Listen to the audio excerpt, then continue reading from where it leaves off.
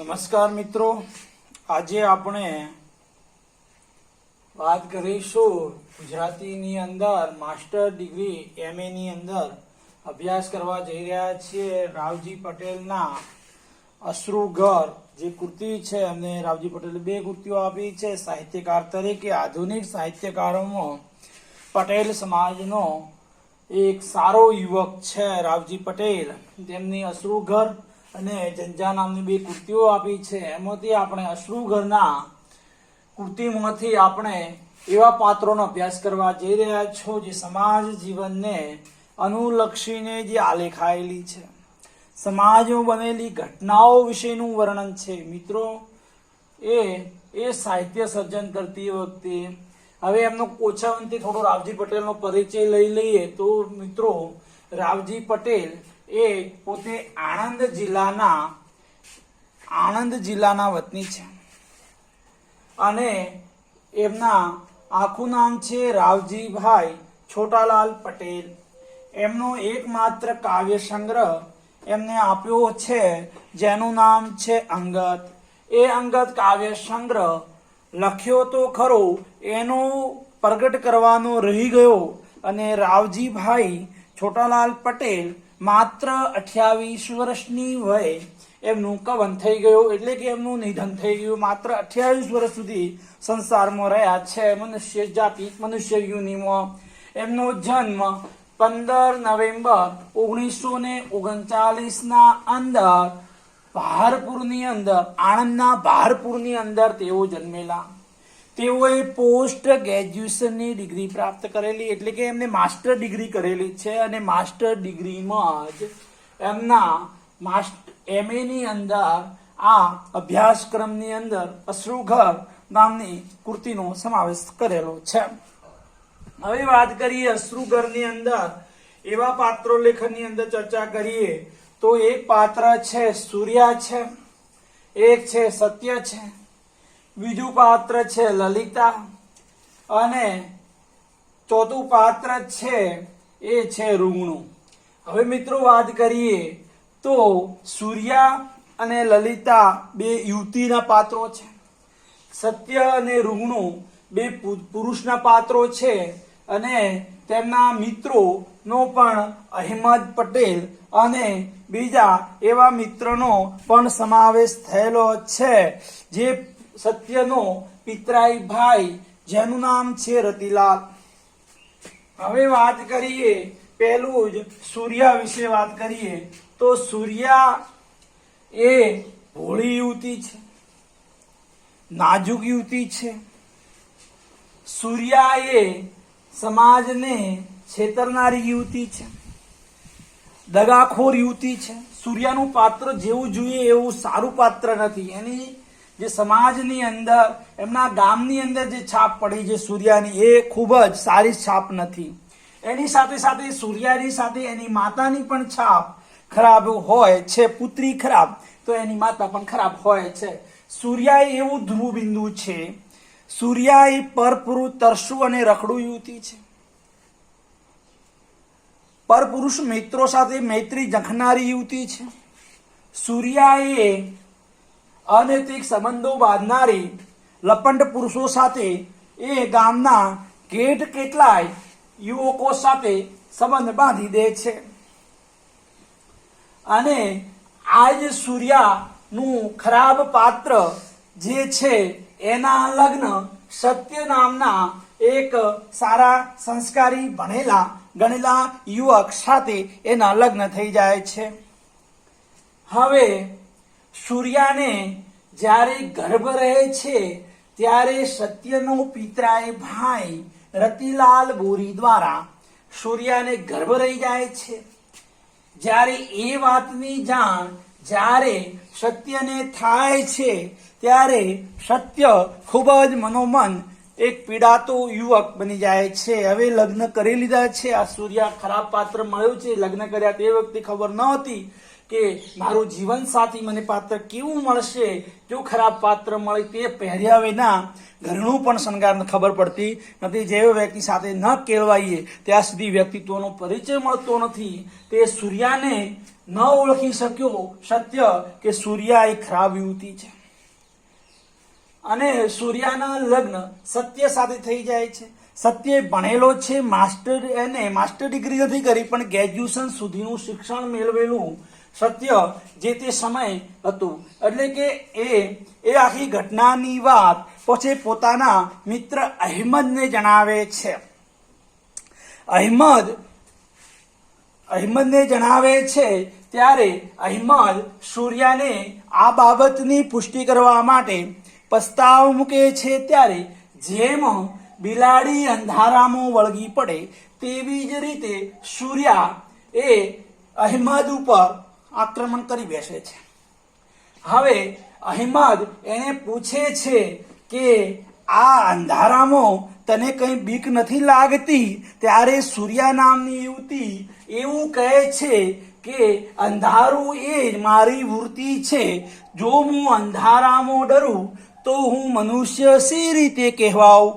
એવું સૂર્યા એ અહેમદને જણાવે છે. એટલે કે આ નક્કર વૃત્તિનું પાત્ર છે સૂર્યા.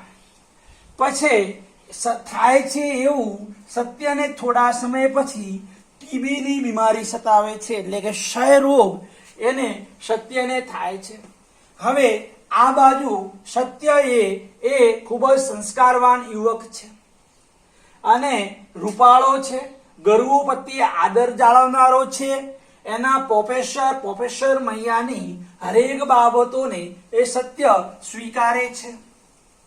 સત્ય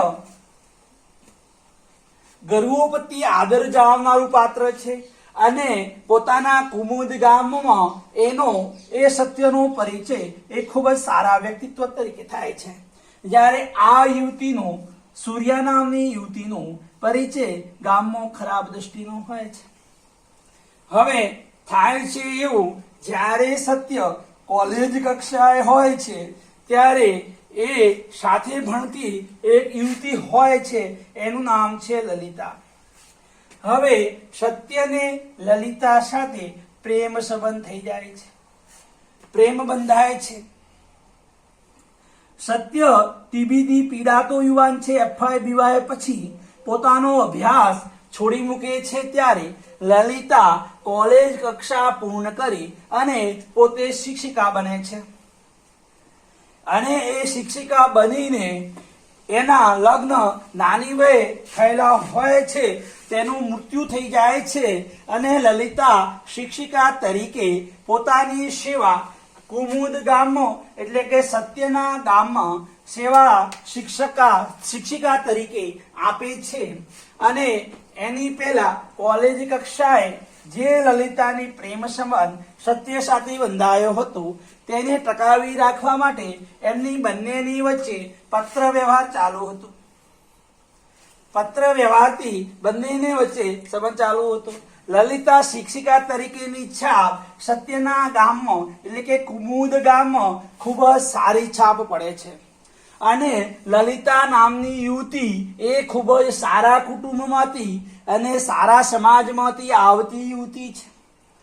લલિતા એ કોઈનો સંસાર સળગાવી ન દેનારી યુવતી છે. ત્યારે સત્યના લગ્ન કોલેજ કક્ષાએ લલિતા સાથે પ્રેમ બંધાય છે ત્યારે એના લગ્ન સૂર્યા નામની યુવતી સાથે થઈ જાય છે. હવે થયા પછી લલિતા શિક્ષિકા તરીકે જોડાય છે. પછી લલિતાના બીજા લગ્ન રૂંગણુ સાથે થાય છે. એ રૂંગણુ એ પણ ટીબીની બીમારીથી પીડાતો યુવાન છે. હવે થાય છે એવું કે બીજાની ખુશીમાં ખુશી માનનારી, બીજાના સુખી સંસારને પોતાનો સુખી સંસાર માનનારી લલિતા એવું નથી ઈચ્છતી કે સત્ય અને સૂર્ય વચ્ચે તિરાડ પડે, એમના લગ્ન ભંગ થાય કે એમના વચ્ચે કંઈ પણ પ્રકારનો પ્રશ્ન બને એ ઈચ્છતી નથી લલિતા. હવે લલિતા જ્યારે એનો પતિ રૂગણુ સાથે લગ્ન કરે છે, લગ્ન કર્યા પછી થોડા જ સમય એનો પતિ બીમાર પડે છે અને સારવાર હેઠળ લે છે ત્યારે માલુમ થાય છે કે એ રૂગણુને ટીબીની બીમારી છે. હવે ટીબીની બીમારી એક બાજુ રૂગણું સારવાર લે છે, જ્યારે રૂગણુને 11મા નંબરનો હોસ્પિટલમાં ખાટલો ફાળવાય છે ત્યારે 2-3 દિવસમાં સત્ય પણ બીમાર પડી અને ટીબીની જાંચ માટે એ તો હોસ્પિટલમાં દાખલ થાય છે, જ્યારે સત્યને 10મા નંબરનો ખાટલો ફાળવવામાં આવે છે. હવે લલિતા પોતાના પતિને સારવાર અપાવતા તે ફરીથી એની સત્ય સાથે મુલાકાત, ઈશ્વરીય શક્તિથી ફરીથી એની મુલાકાત સત્ય સાથે હોસ્પિટલમાં રહે છે અને લલિતા સત્યને પતિની માફક સેવા કરતી, પોતાના પતિને રૂગણોની જે સેવા કરે એનાથી વિશેષ ધ્યાન સત્ય પર આપતી હતી. આ લલિતા સત્ય ઉપર વધારે ધ્યાન આપતી હતી, કારણ કે કોલેજ કક્ષાએ પ્રેમ થયો હતો અને લલિતાને પોતે લગ્ન કરવા માટે સત્ય સાથે લગ્ન લલિતાને કરવા હોય છે, પણ સંજોગો વસાત લલિતાના લગ્ન જે કોલેજ કક્ષાએ સત્ય સાથે થતા નથી. અલગ અલગ સમાજના પાત્રો હોય એટલે એના લગ્ન શક્ય બનતા નથી. હવે એના વિશે વાત કરીએ તો સત્ય લલિતા કોલેજ કક્ષાએ સત્યને પેનની ભેટ આપતી અને પત્રો દ્વારા પોતાના વ્યવહારને જાળવી રાખતી. ભાતીગળ સંસ્કૃતિમાં આ પાત્રો ખૂબ જ સરસ રીતે વર્ણવ્યા છે. લલિતા એ ખૂબ સારા સંસ્કારની, સારા કુટુંબની યુવતી છે.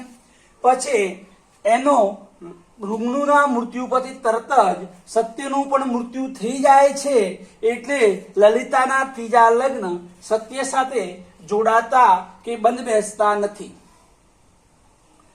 ત્યારે હવે આગળ જઈએ તો વાત કરીએ એમાં આપણને ઘણું બધું જાણવા મળે છે કે કોઈ પણ યુવતી પોતાના અનૈતિક સંબંધો કેવી રીતે પુરવાર થાય છે, પાપરૂપ અંધકારનું જે પોટલું બને છે એ આપણને સૂર્યા નામની યુવતીમાં જોવા મળ્યું.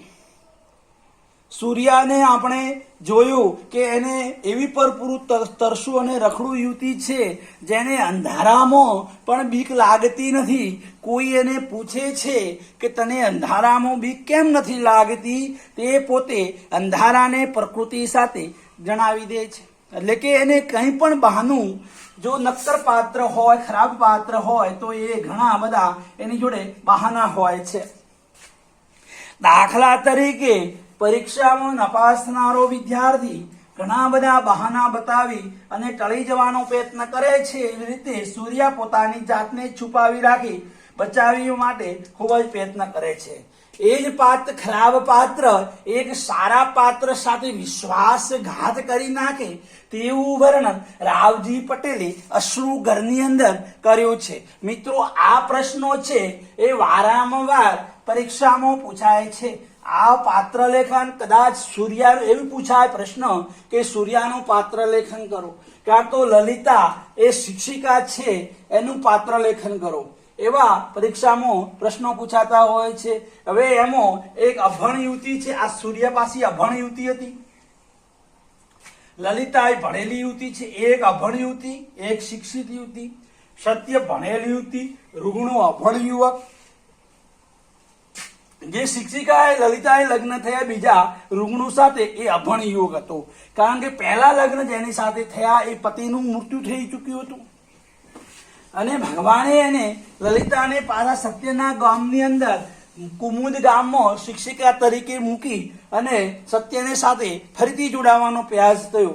પણ એના લગ્ન રૂગણુ સાથે થયેલા હોવાથી એ લલિતા ક્યારે સૂર્યા અને સત્યના લગ્ન ના તૂટે એ ખાતરથી એ ગામમાં લલિતા સત્યને પોતાનો પતિ માનવા તૈયાર થતી નથી, એના સાથે લગ્ન કરવા ઈચ્છતી નથી, કારણ કે કોઈનો સંસાર સળગાવી ન દેનારી યુવતી હોય તો આ લલિતા છે. તો લલિતા વિશે કહેવું ખૂબ જ તમને મનોરંજક લાગે છે. હવે આગળ આપણે જેમ જેમ જઈશું એવા પાત્રોના ખૂબ જ અભ્યાસુ અને એકવાર જ્યારે લલિતા વિશે જ્યારે એનો પતિ મૃત્યુ પામે છે રૂગણું, એના પછી જ્યારે ગામના લોકોને ખબર પડે છે કે લલિતાને સત્ય સાથે કોલેજ કક્ષાનો પ્રેમ સંબંધ હતો, તો પણ એ વિધવા થઈ ગયેલી નારી છે લલિતા. જ્યારે એના પતિ રૂગણું ટીબીની સયની એટલે કે સયની બીમારીનું નિધન થાય છે ત્યારે ગામના લોકો એને એ પાત્ર લલિતાને ખૂબ જ ખીજવતા હોય છે અને લલિતાને ખૂબ જ વિતાડે છે અને એ અલગ અલગ પ્રસંગોમાં ઉત્તમ વળાંકો લઈ આપણને આપે છે. અને ભણેલા યુવક યુવતીના પાત્રો છે. સત્ય ભણેલો છે, લલિતા ભણેલી છે, લલિતા શિક્ષિકા છે. સત્ય ટીબીના બીમારીના કારણે એનો અભ્યાસ FY BA પછી અટકી જાય છે. કોલેજ કક્ષાએ અભ્યાસ કર્યા પછી એકાદ વર્ષ કોલેજ કક્ષામાં અભ્યાસ જ કરે છે, ખાલી ફક્ત FY BA જ કરે છે. એ SY BA કે TY BA કરી શકતો નથી, કારણ કે એને ટીબીની બીમારી સતાવે છે. હવે કુદરતી બીમારી આવી જાય, કોઈ પણ પ્રસંગ બની જાય તો વ્યક્તિનો અભ્યાસ અટકી જતો હોય છે. વ્યક્તિ ઘણો હોશિયાર હોય છતાં પણ તે કાર્યની અંદર એ ઉત્તમ સેવા આપી શકતો નથી, કારણ કે એ પણ પ્રકૃતિને સંજોગો આધીન પણ બનાવી દે છે. ઘણા બધા સંજોગો એવા બની જાય તો ઓછા સમયમાં પોતાનો અભ્યાસ પણ છોડી દેવો પડે. બધા પરિબળો સારી રીતે અસર કરે તો સમાજની અંદર આવું જોવા મળે છે. જો મિત્રો કોઈ પણ યુવતીનું પાત્ર ખરાબ હોય તો એની પાછળ એની માતા પણ જવાબદાર હોય છે. સૂર્યા ખરાબ પાત્ર છે તો એની માતા પણ ખરાબ હતી, એવું સમાજમાં કે રાષ્ટ્રમાં જાહેર હોય છે. અસ્તુ મિત્રો, જ્યારે આ પાત્રો એવો ખરાબ ન હોય, ક્યારે ન હોય કે એના માતા પિતા સંસ્કારી હોય, સારા કુટુંબનો હોય અને સારી રીતે પરંપરાગત એના નીતિ નિયમો જળવાઈ રહ્યા હોય, તો એ યુવક હોય કે યુવતી હોય તમને સારા દ્રષ્ટાંત રૂપે સમાજમાં જોવા મળે છે. એ મોટા ગજાનો રાવજી પટેલે પોતાના અશ્રુઘરની અંદર આવા પાત્રોનું ખૂબ જ સરસ મજાનું વર્ણન કરી અને ભાતીગળ સંસ્કૃતિને પુરવાર કરી આપી છે. હવે કોઈ ખબર ન પડી હોય તો તમે મને ફરીથી પૂછો. ઓકે, માસ્ટર ડિગ્રી કરનારા વિદ્યાર્થીઓને આ ખૂબ જ અભ્યાસમાં મદદરૂપ બનશે. જે માસ્ટર ડિગ્રી પહેલા કે બીજા વર્ષમાં ભણતા હશે એના અભ્યાસક્રમમાં આ રાવજી પટેલનું અશ્રુઘર અભ્યાસક્રમ હોય છે. હવે આપણે આગળની ચર્ચા વિશેષ ત્યારે કરીશું.